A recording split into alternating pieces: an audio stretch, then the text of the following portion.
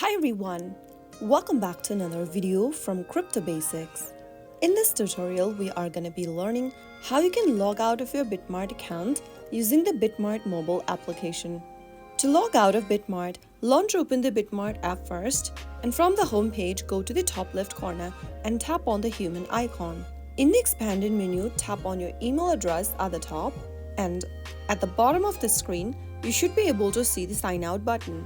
To sign out of your account, you will need to first make sure you remember your email and password that you used while signing up for BitMart, since you will be needing those same credentials to log in again if you ever want to get back to your account. If you're sure you know the credentials, you can tap on sign out at the bottom and click confirm in the pop-up. Right after you do that, you will be able to log out or sign out of BitMart application. So that's how it's easily done. I hope the tutorial was helpful to you.